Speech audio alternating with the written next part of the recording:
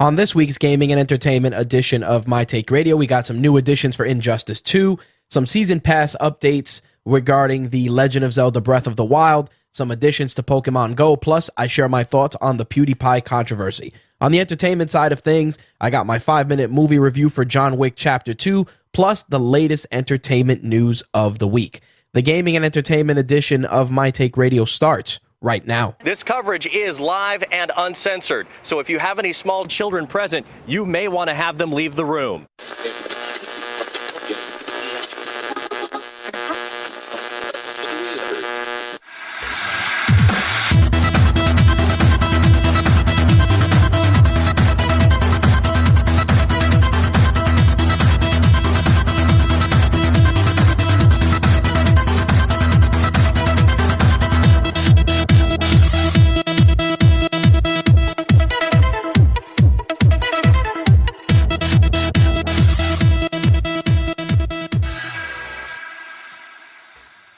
What's going on, guys? My Take Radio episode 397, powered by RageWorks. I'm your host, Rich, and I'd like to start off by thanking you for hitting that download or that play button to check out the gaming and entertainment edition of My Take Radio. If this is your first time tuning in, My Take Radio is a variety show covering mixed martial arts, professional wrestling, gaming, and entertainment. We release 2 shows a week. We have a special MMA and wrestling edition, and of course, the gaming and entertainment edition that you are checking out right now. All right, so before we get into this week's topics, just a couple of housekeeping things I wanted to get out of the way first and foremost. Number one, the live episode of My Take Radio, episode 400, will be March 1st with an airtime of 11:30 p.m. Eastern, 8:30 p.m. Pacific, and you'll be able to tune in by heading to mtrlive.com on that date and time. We're going to continue to keep our Blog Talk Radio account active so that we can have one last call-in show with you guys to share your thoughts on the latest and greatest in MMA and wrestling for that episode. Definitely have a couple of really cool things in store for you guys, and also some very big news regarding MTR, which I'm going to share during episode 400. So I really hope you guys can join us and get in on the festivities. 400 is a big milestone. We've come a long way since My Take Radio started way back in 2006 as just a simple podcast with me in front of a microphone for hours upon hours on end. Of course, in 2009, we went live doing the Blog Talk Radio thing, taking in calls. Shortly after that, we introduced live video and have been doing live audio and video ever since, including just recently, we started doing some simulcast to Facebook Live and a couple of other services. So MTR's come a long way, and I think 400 episodes is a solid milestone, and we've grown just as a brand. My Take Radio went from just a podcast and its associated website, mytakeradio.com. It evolved into RageWorks. RageWorks, of course, now the parent company for My Take Radio and also the other shows on the RageWorks podcast network. So it's been an amazing journey, and I'm just really glad to have shared the trials and tribulations with so many of you, and just made so many friends along the way, have attended so many great things, partially because of the work we've done with My Take Radio and now with RageWorks. So again, just very grateful to all of you that have supported us, and I look forward to celebrating 400 episodes of MTR on March 1st. Another thing I did want to mention to you guys is we got some new episodes of The Variant Issue, TRSS, Call Me When It's Over, and probably Black is the New Black heading your way this week. So keep it locked to RageWorks.net, as well as iTunes, Stitcher, and TuneIn Radio for that. Also, we have been researching doing individual RSS feeds on iTunes, Stitcher, and TuneIn Radio for all our other shows. I know a lot of you guys are getting all the shows via the RageWorks network, but I also want to give you guys the opportunity to subscribe individually to those shows, and it's something we've been working on gradually, and we actually had to reach out to the guys that do the PowerPress plugin so that we can get to the bottom of why that's been an issue, because we did try to implement it before 2016 closed out, and we did notice that there were some issues with the RSS feed. So we're going to look into that, and of course, once that's done, we will make sure to inform you guys via a post on RageWorks.net or during an MTR podcast. So with that said, let's close it out from the housekeeping and jump into this week's gaming segment. Let's get to it. All right, let's get right into it with some Injustice 2 news for this week. As many of you know, Injustice 2's release is rapidly approaching, and we've seen some reveals already of some old characters as well as some new ones. And DC, Warner Brothers, and NetherRealm definitely have been stepping it up this past week as we saw reveals for not only Swamp Thing, who many of you saw in Justice League Dark, which was, amazing, and the gameplay for Swamp Thing looks awesome. But in addition to that, we're also seeing Catwoman, Cheetah, and also Poison Ivy, which is a great addition to the game. The gameplay footage for each of these characters has been released by Warner Brothers and NetherRealm. I definitely like what I'm seeing. I like the different variety of characters that's being used in this game. Like I said, some favorites as well as some new additions. As somebody who grew up watching the Swamp Thing films, the cartoon, and even the toys, plus obviously his recent appearance in Justice League Dark, has made me very happy as a Swamp Thing fan to also see him get some love in the brand new Injustice 2 game. I'm looking forward to it. Injustice 2 will be arriving on PlayStation 4 and Xbox One May 16th, so mark that down on your calendars. On the Nintendo side of things, Nintendo released a trailer for the upcoming expansion pass for The Legend of Zelda Breath of the Wild, which that pass is going to cost $19.99 and will be available when the game launches on March 3rd. This is going to be the first time an expansion pass has been available for the main series, and the game, of course, will be released on both the Nintendo Switch and will be the final game on the Wii U. It's going to allow gamers to access 2 sets of DLC that are going to be available later this year. The first DLC pack will be arriving this summer, and it's going to include the Cave of Trials challenge, a new hard mode, and a new feature for the game's map. The second pack for the DLC will be available during the 2017 holiday season. That will feature new challenges, a new dungeon, and a new original story. The content packs will not be available for individual purchase, so you're going to have to drop that $20 for the season pass. If you pre-order the pass, though, you're going to get 3 new treasure chests, which will appear in the Greater Plateau area. One will have a shirt with a Nintendo Switch logo that Link can wear, which is exclusive to the pass, and then the other two chests will have some other useful items as well. I'm interested in seeing how people are going to respond to a season pass offering from Nintendo. The Nintendo Switch definitely has some fanfare behind it. People are excited. The Legend of Zelda Breath of the Wild definitely looks impressive for both the Wii U and the Switch. Even if it's the final game on the Wii U, it's still a Zelda title that's definitely going to sell. As for the game, of course, launching with the Switch, that's huge. And the season pass, you'll be able to pick it up for $19.99. Just a reminder, as I said before, the first season pass will have DLC that will be active this summer, and then the second DLC pack will be active during the 2017 holiday season. Now, the Nintendo Switch isn't the only console in the news today, as Microsoft has been dropping hints that at E3 they will be giving us some new information regarding the Xbox Project Scorpio, which will be taking center stage during the Microsoft event, which is going to go down Sunday, June 11th. Now, as of right now, there's very little we know about the Scorpio aside from it being a more powerful incarnation of the Xbox One, but I have a feeling that what we're going to see is something that will obviously be substantially more powerful than the current Xbox, but also probably be something that will exceed the capabilities of the PS4 Pro. We started seeing shades of that already with the Xbox One S and some of its improved technology that it brought to the table. But of course, Project Scorpio is going to be something more high powered and definitely going to take Xbox and Microsoft, for that matter, to the next level in the console wars. Again, E3 is going to be very interesting.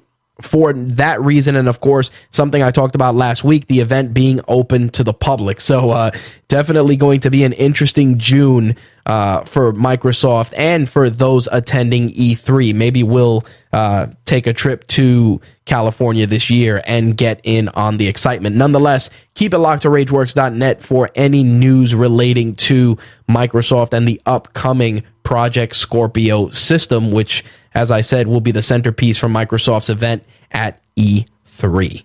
All right. Now, as I mentioned before we started today's show, I did want to talk about a new update that was released for Pokemon Go. They're actually releasing an additional 80 Pokemon that are scheduled to appear on Pokemon Go later this week. Some of those are going to be ones from the Pokemon Gold and Pokemon Silver games, and traders are going to be able to capture these Pokemon in the wild. And I feel that this is going to, get people interested once again in playing Pokemon Go. A couple of things. I still play the game casually. I actually, my wife picked up an Apple Watch for me now that I switched over to an iPhone 7 Plus, and I've actually been using Pokemon Go to hatch eggs with the Apple Watch, as the pedometer is built into the watch and it's able to actually do that. But the other thing was that the band that was released for Pokemon Go, I've been seeing it at retail locations, local GameStop, even at Target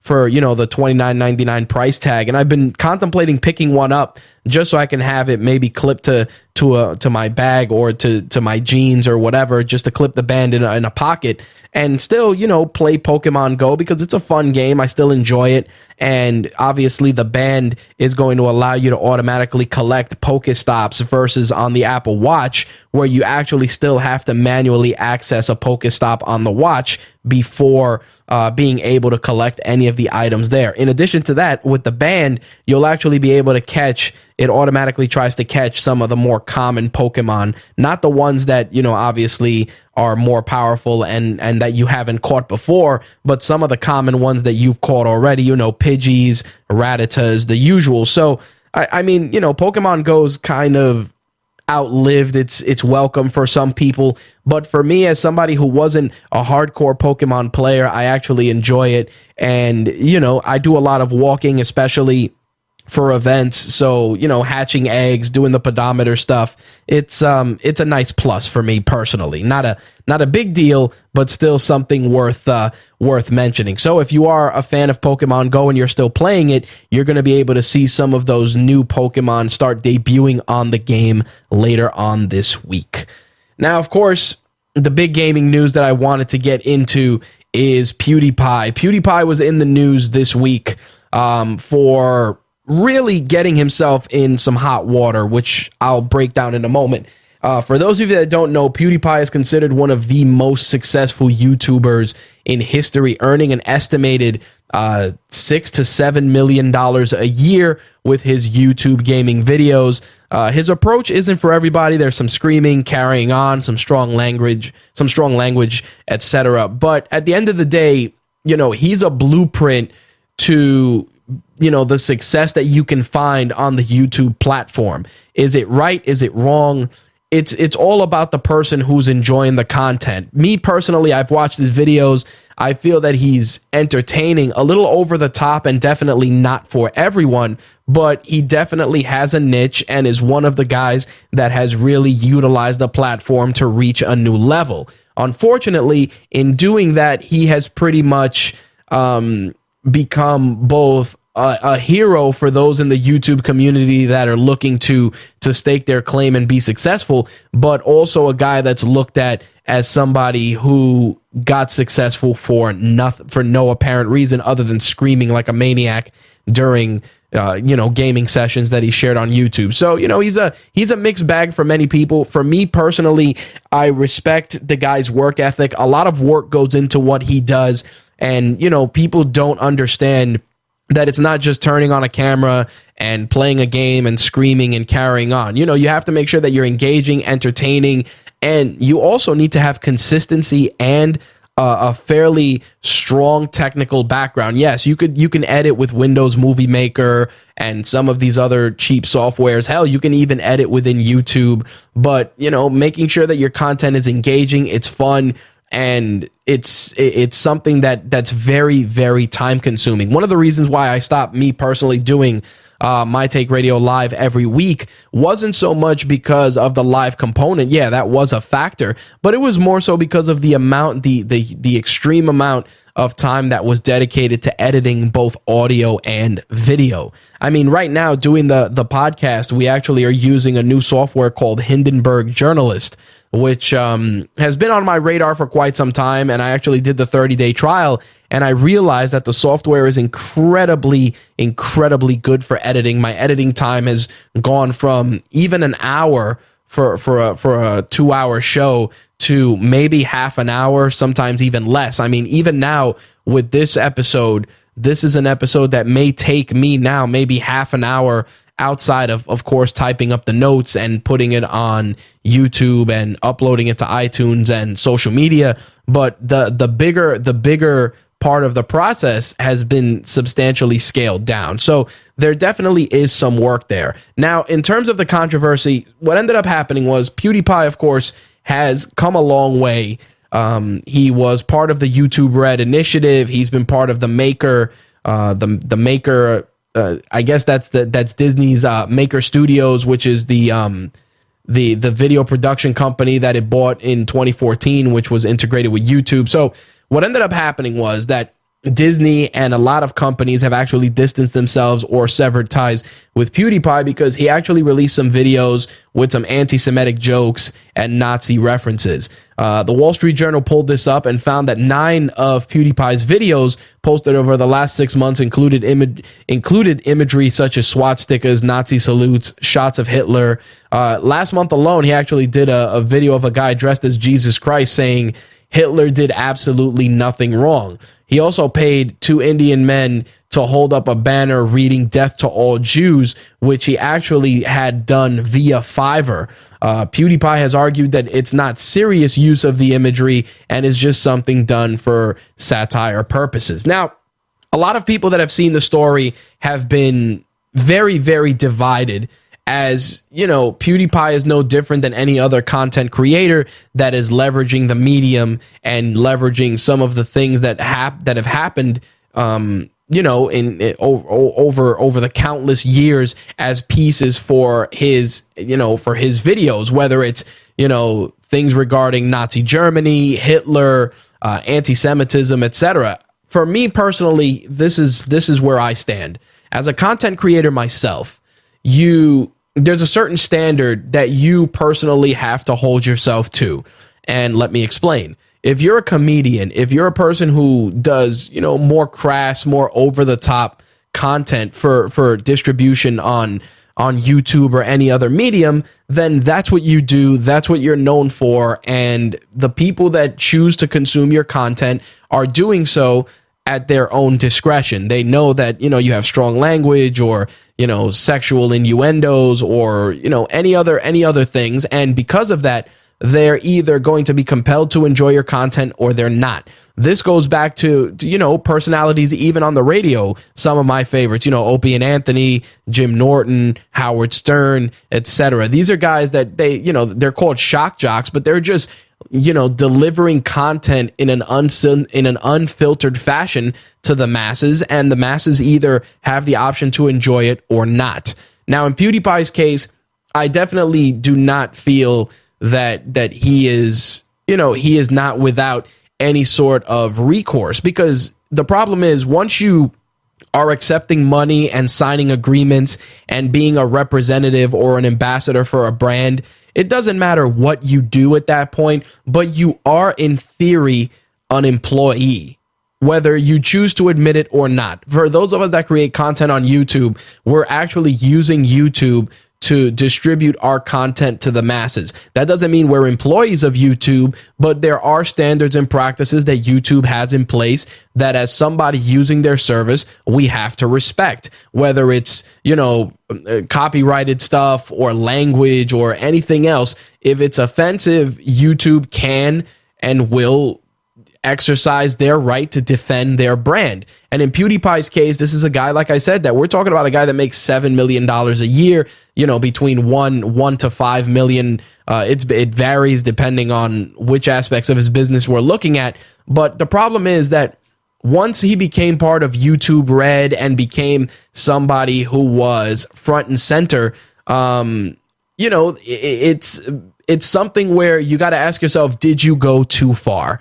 And this is one of those situations where, as much as a content creator and as much as I respect and admire what my fellow creators are doing, you had to have known that using this type of imagery, whether for the sake of satire or genuine views, was going to cause a firestorm. Not only that, but you're going on Fiverr and you're hiring these different independent vendors who are on there trying to make an honest living to do this stuff. And yes, obviously they have the right to refuse, but in the instance of the two Indian guys who were holding the sign that said "Death to all Jews," I was reading that those guys actually were going to be removed from Fiverr for that, and that PewDiePie actually had to get involved on their behalf and have the service, not ban them, which is a separate issue all its own. For me, I feel that it's one thing to want to do something brash and over the top, and it's another to not have any self-awareness and know that you're going to damage your own brand. And what I'm saying is, if you listen to, in the old days, like Opie and Anthony or Howard Stern, and they talk about Nazis, Jews, people that are handicapped, politicians, women, whatever the case may be, sometimes we got into things that were, those guys got into things that were even a little too much for me. I would just, turn the dial and come back. But at the end of the day, that's what they built their success on. PewDiePie built his success on being a guy that plays games, definitely does them a little different than everybody else. And he's cultivated his own audience because of it. I just feel that him going and using this type of imagery, even if it was for the sake of satire, you should know that as an employee, whether you like it or not, of Disney, and even YouTube Red for that matter, which is the paid portion of YouTube that he had his show Scare PewDiePie on, it's begging for a problem. And it's interesting because PewDiePie didn't even he didn't reply to the Wall Street Journal directly. He posted a message on his Tumblr page, and he said, "I was trying to show how crazy the modern world is, specifically some of the services available online. I picked something that seemed absurd to me, that people on Fiverr would say anything for $5. And he went on to add that I'm in no way supporting any kind of hateful attitudes, saying that he makes videos tailored for his audience. I think of the content that I create as entertainment and not a place for any serious political commentary. I know my audience understand that, and that is why they come to my channel. Though this was not my intention, I understand that these jokes are ultimately offensive." PewDiePie closed out the statement by taking a stance on hate-based groups, saying that he doesn't support these people in any way. And the reason is because a lot of pro-Nazi, anti-Semitic groups have actually felt that, the stuff he was saying was legit, and have actually used that as a vehicle to spread their own hate speech. Now, it's always interesting because, again, you're looking at it being viewed as a joke, and you're wanting to do it for the sake of satire. But if you've never done that before, and it's not something you're known for doing, then why do it? You should have known. And again, this is just self-awareness. Like, man, do I really want to put this Hitler image in this video if it's not related to something that I'm discussing? No, not really. Is it really good for my brand to have two guys on Fiverr hold a sign that say "Death to all Jews"? It's not good. It's not good. And the problem is, it's like, I just feel that it's a situation that could have been avoided by just questioning if that's something you want to do as an entertainment personality. As I said, YouTube, they canceled his series Scare PewDiePie. They've removed him from the Google preferred advertising program. Maker Studios and Disney have severed ties with him. It's just crazy. And PewDiePie has said that his jokes are, I think there's a difference between a joke and an actual, like, fuck death to Jews. And I understand that. And it's true, because if you've watched any sort of stand-up comedy, sometimes it definitely goes in that direction. But again, these are people that's their job. They're stand-up comedians. They're people that they go out there and they're supposed to say things that are brash and over the top and make people's eyes, open wide and their mouths, stay wide open, because these are things that are definitely worth considering. But for me, again, going back to what I said before, you really have to ask yourself, is this going to hurt me either outright or down the road? And that's what happens. Even if PewDiePie doesn't have these views, which I personally don't think he does, by putting himself out there and doing it, it's just a recipe for disaster. There's edgy comedy and then there's stupidity. And that's just how it is. And especially if you're dealing with Disney and a brand like that, they're going to work their hardest to not be associated with people or personalities that actually feed that type of a viewpoint. Whether it's right or wrong, you just can't do it. You can't. It's like Disney is a family-friendly company, and even though they've put out content and they put out stuff that's definitely, geared towards older audiences, there's disclaimers, there's ratings, etc. And Disney's very, very careful and meticulous with what they do, and that's just how it is.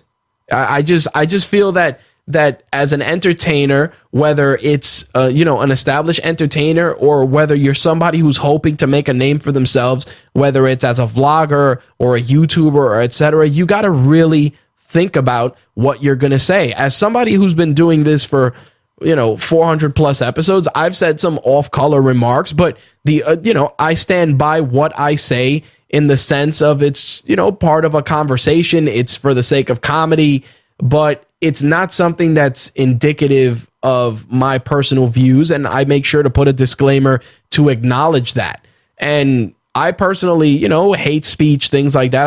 I don't tolerate it. I don't tolerate it in our Facebook group, any of that stuff. Everybody's entitled to their opinions. Everybody's entitled to be, be off color and make some crass and crude jokes, but within the realms of still respecting, just your fellow man. And once it kind of crosses that line, then people got to get called out and they got to be told about it. It's simple as that. Sometimes people, they make excuses for themselves, saying that, it's just comedy, it's just the internet, it's just whatever. And that the problem is that it's not just the internet. It's the fact that what you're doing makes that viewpoint a representation of a brand that you work for, a company that you work for, and you just don't want to do that.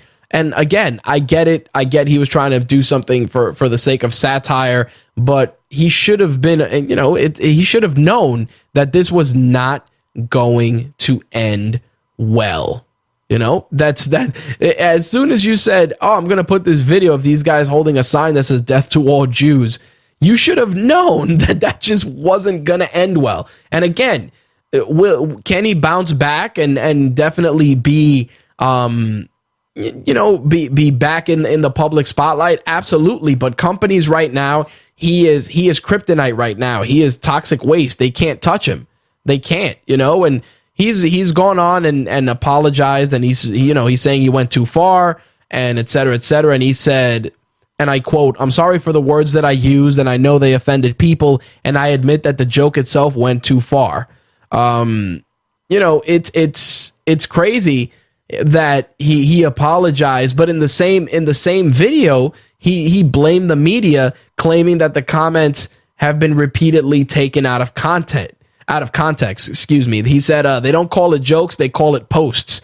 He said, "I made a point that the media takes what I say out of context. They take that and pull it out of context and use against me to portray me as a Nazi."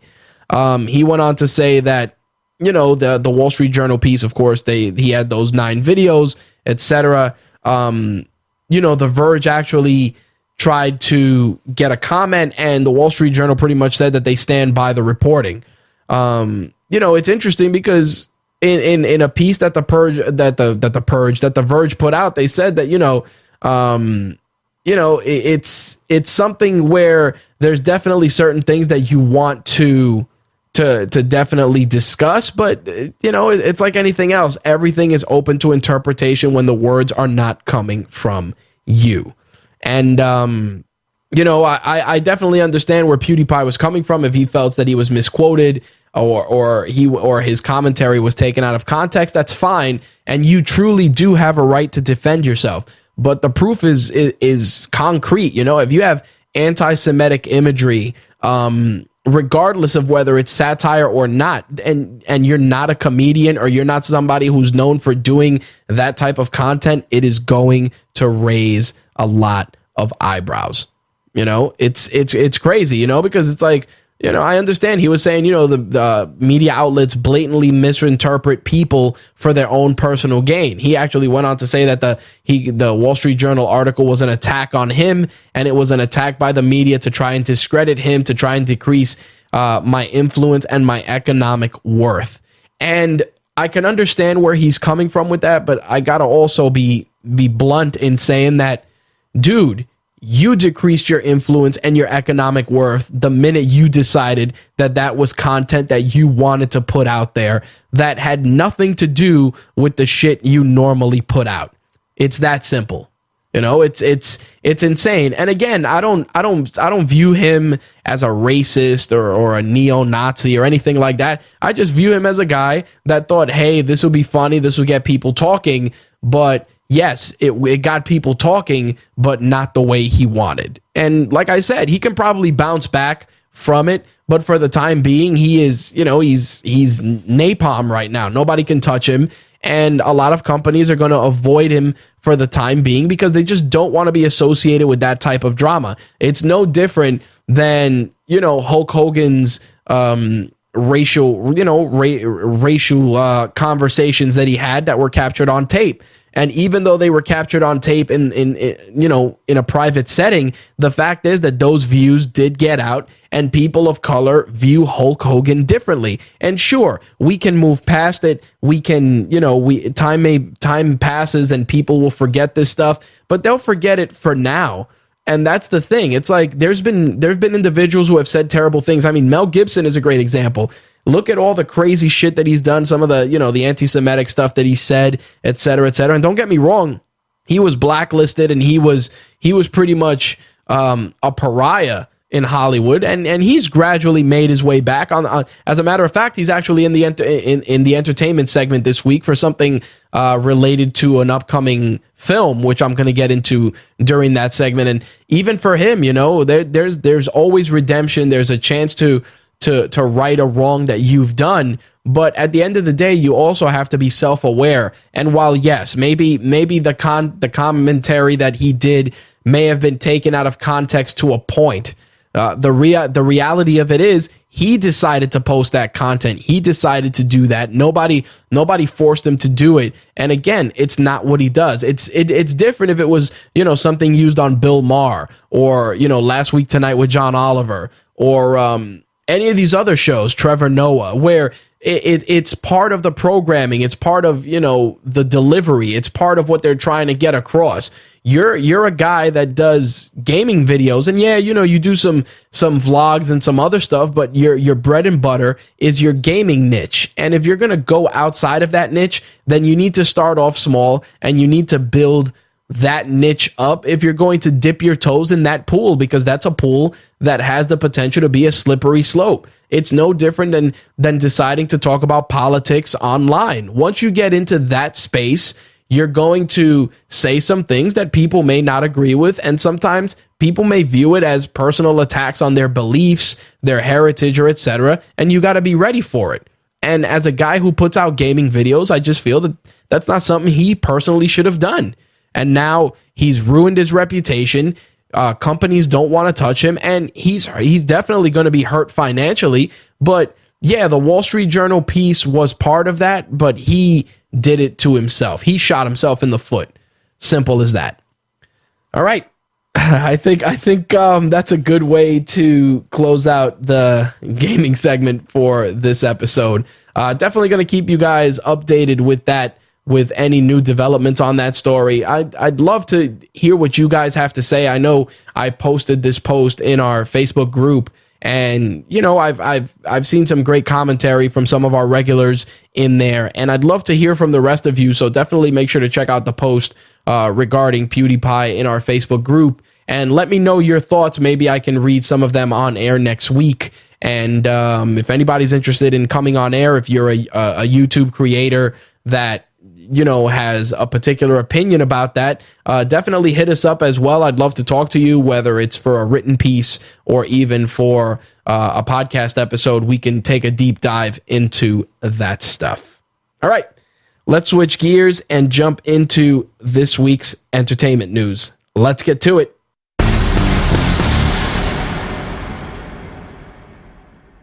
All right, it was a busy weekend at the box office this past weekend with not even a shocker, the Lego Batman running away with it, taking the number one slot, earning $55.6 million. 50 Shades of Grey Darker took $46.8 million. John Wick Chapter 2 made $30 million.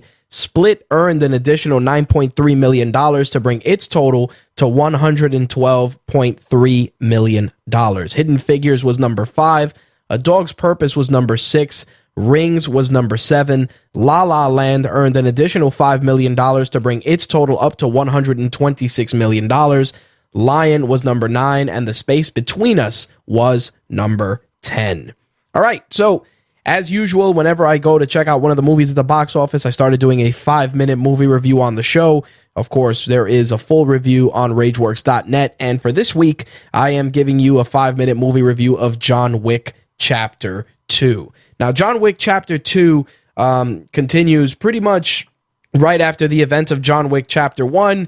The film opens with John Wick looking for his missing car, which, of course, was taken in the first film, along with, obviously, his dog being killed in the first film. So the film opens up with him getting the car back and him being approached by a very powerful figure from the underworld, who was a guy that John knew in his past, and he came to collect on a debt, which John Wick just didn't want to do, and the guy pretty much proceeds to make him an offer he can't refuse. John Wick then proceeds to take the job, and obviously he completes the job, and bullshit unfolds. Needless to say, John Wick is then pretty much on a collision course with the guy and numerous assassins that are out to kill him.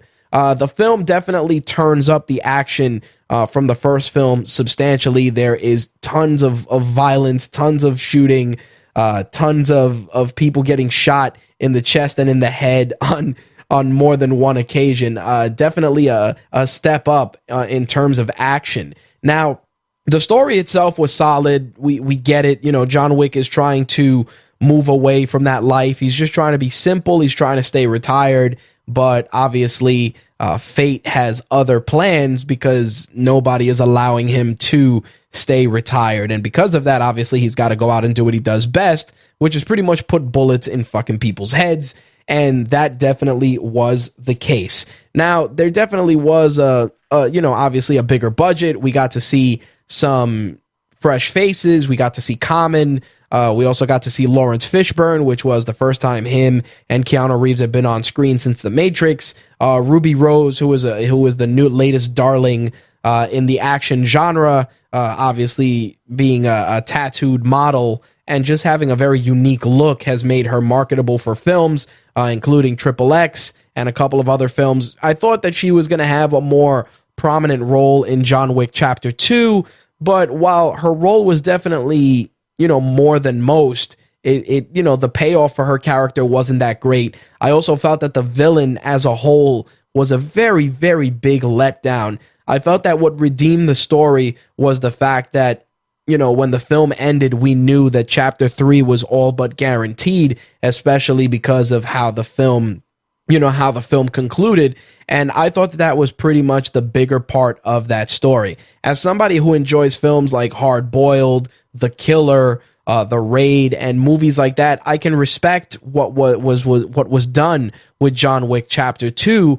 But overall, I felt that, while they upped the violence and they upped a lot of the stuff, the overall story definitely was not as tight as the first film. That emotional connection, it was there, but it wasn't there too much. It was more of an academic, guy gets dragged back into his line of work, gets betrayed, and then proceeds to unleash a path of vengeance. And that's fine, but like I said, I felt that it lost a lot of that panache that made the first film very good. Now, that doesn't mean that you shouldn't go check it out, because like I said, if you enjoyed the first film, if you're a fan of movies, just really good gunfights, and you appreciate the work Keanu Reeves does, then, you will enjoy John Wick. But I can definitely say that the first film definitely had just a better package overall. The second film just takes a lot of the action sequences and dials them up to 11 or better. So with that said, I recommend you guys check it out. Like I said, it was a good flick.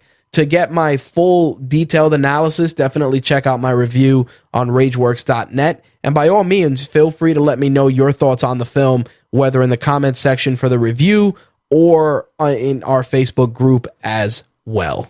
All right. So moving along onto some small screen news, something that I shared on rageworks.net, Fox has renewed Lucifer for a third season. Lucifer currently airs Mondays on the network, and it is back for another 22-episode season, and it's been a solid show for the network, keeping a very strong rating in the 18 to 49 demographic. Lucifer, of course, is based on a comic book from Vertigo, and I wasn't really totally into the show when it debuted. I just felt it was another comic book property just being leveraged amongst all the other comic book properties, but I've checked out a couple of episodes, and I definitely feel that it's witty, it's funny, and it definitely has some interesting stuff. For somebody who enjoyed the Constantine show and the stuff done with that character, and I'm currently watching Legion on FX, which is just fucking insane. I can appreciate the work that they put into Lucifer. It's a fun show. Definitely touches on some cool stuff, has an interesting concept, and it's like the bad guy's really the good guy. It's okay. It's not terrible, and I'm not shocked that it got a third season, because for the most part, people have said nothing but good things about the show. But yes, Lucifer is signed up for a third season, which will be it will start its airing on May 1st, which is going to be the final run of season 2. So shortly after that, we'll jump into the third season. So definitely props to DC for another hit, courtesy of Lucifer on Fox. On the Marvel side of things, meanwhile, the Cloak and Dagger series is going, moving ahead on Freeform, based on the characters from the same book. Tandy Bowen and Tyrone Johnson, who are the two characters that are Cloak and Dagger, are there's definitely plenty of potential there, because they're street level heroes, and I'm really hoping that it ties into some of the other stuff that the Marvel Universe has established. Olivia Holt and Aubrey Joseph will be playing Tandy Bowen and Tyrone Johnson, aka Cloak and Dagger. In addition to that, though, there have been some additional casting announcements. Gloria Rubin, who many of you probably have seen on ER or Mr. Robot, will be playing Tyrone Johnson's mother, Adina Johnson. Also, James Saito from The Devil's Advocate and Life of Pi will be on it. JD Evermore from True Detective. Miles Mussenden, I always bludgeon this guy's name, Miles Mussenden, who was in Bloodline, will be playing Tyron's father. And Andrea Roth, who was in Blue Bloods and Rescue Me, will be playing Tandy Bowen's mom. So the casting is definitely a lot of solid names from the TV space, and I'm really looking forward to seeing what they do with this. There's a lot that can be done. They're interesting characters, given that they come from such different backgrounds, but their links to characters like Spider-Man and Daredevil definitely cannot be ignored. And I'm really curious to see how the show is received. Again, it will be airing on Freeform, which was previously ABC Family. Once we get an air date and some other info, I will definitely send that your way so you guys can check it out. And as always, once we get to check out an episode or two, we'll obviously share our thoughts, whether it's on the group or on the site or on a future episode of MTR or the Variant Issue. We'll have you guys covered there. Now, a few months back, I was talking about that they were going to be doing a remake of The Raid. The Raid and its sequel were pretty much the gold standard for action movies over the last 3 or 4 years. I really feel that, Dread also had a lot of the same elements that The Raid did, and it was just a stellar film. And as I said previously, there was a reboot that was in development, and it was quiet for a while, and then chatter started back up again. Well, we got a new update. Frank Grillo is going to be involved, as is Joe Carnahan, and they're going to be doing this reimagining of The Raid. Obviously, they're saying that it's not going to be an outright remake, but it's going to be within the same, genre, universe, etc., that the original Raid films occupy. And I just feel that the fight mechanics and the amount of not special effects, the amount of effects that were utilized to make The Raid such an amazing film. Not to say that Frank Grillo and U.S. audiences can't get the same experience. I just feel that there's a lot more work, for that to be done here in the States than Malaysia, Japan, and these other areas that do films where they film stuff with no wires. They do it in one take. And these are guys that are just known for these types of films. I mean, again, that's not to say that an American version wouldn't be good or wouldn't be solid, but I just feel that it's tough to replicate something that had so many elements that were just so well done and so well executed. As I said before, you're trying to Americanize something that, even though it can work, is just not going to be as faithful or as good as the original. It's something that I noticed when they tried to do Old Boy with Josh Brolin. Of course, the original Old Boy film was just tremendous. And while the remake did have some, the American remake had certain elements that were done very well, the overall finished product wasn't as good as the original source material. And, I stand by that. Again, I'm going to give it a shot and check it out because I'm curious to see what they bring to the table. But if the fight choreography and the action sequences aren't comparable to what was established in the original films, I don't see people really being on board with it. That's all I'm saying. As I mentioned during the gaming segment, I was talking about Mel Gibson, and the Hollywood Reporter is actually reporting that Warner Brothers is looking at Mel Gibson to possibly direct an upcoming sequel to Suicide Squad, which is pretty fucking crazy. As of right now, both sides are in conversations, but there hasn't been any official offers yet. But the Hollywood Reporter states that Mel Gibson is familiarizing himself with the material, and Warner Brothers is also vetting some other directors as well, including Daniel Espinosa, as potential candidates for the second film. David Ayer, of course, did the first film, which, got a mixed response from not only critics, but just comic fans in general, who, they had certain things they liked about the film and certain things they didn't. I definitely fall into that category. But when it was all said and done, Suicide Squad earned $745 million worldwide, which you just can't ignore. And not only that, but the success of that film led to David Ayer working on a spinoff, which is Gotham City Sirens, which is going to have Margot Robbie back as Harley, as well as some other female DC villains being involved in the project. So very interesting to see Mel Gibson under consideration for a possible director role for a Suicide Squad sequel. Now, on the Marvel side of things, we got some new information regarding the Deadpool sequel, which all signs point to it being released in 2018.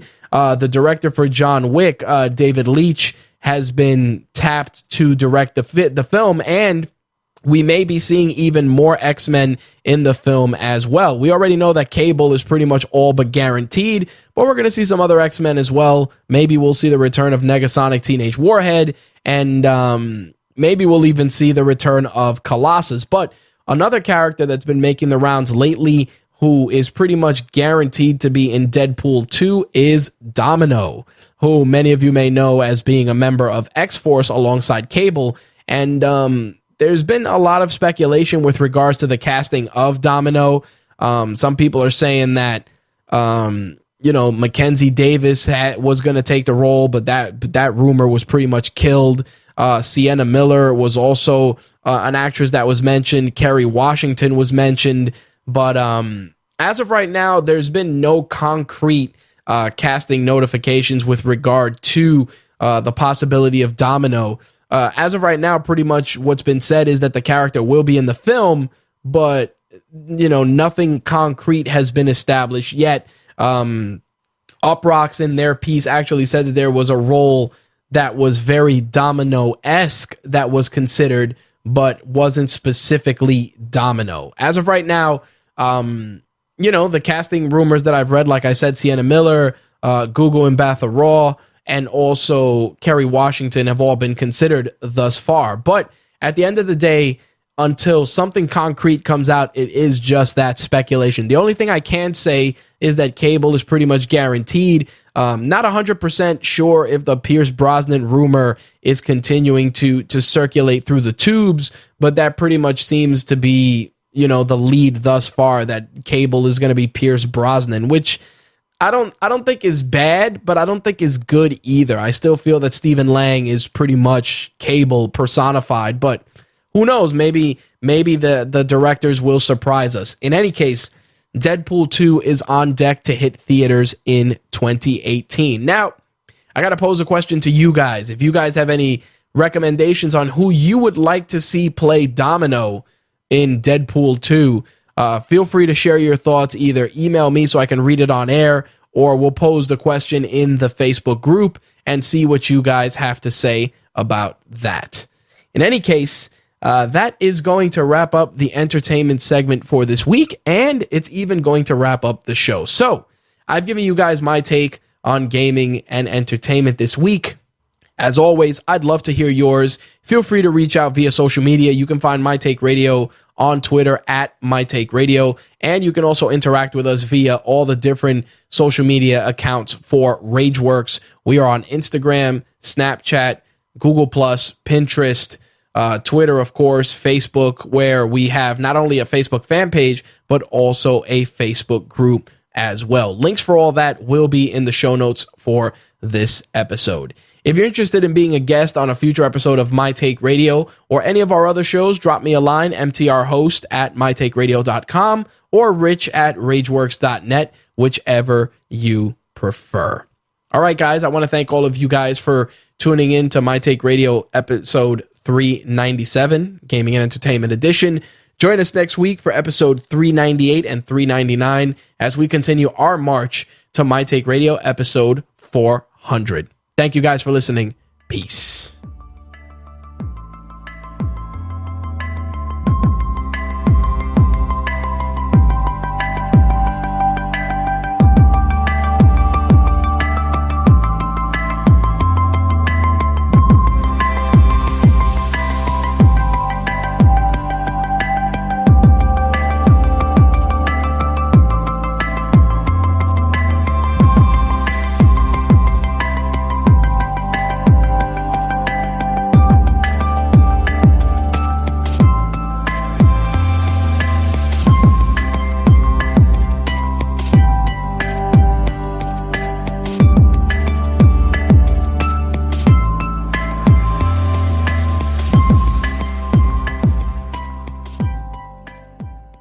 My Take Radio is part of the Rageworks Podcast Network, bringing you the best rants about gaming, entertainment, and the works. To find out more, visit us at rageworks.net.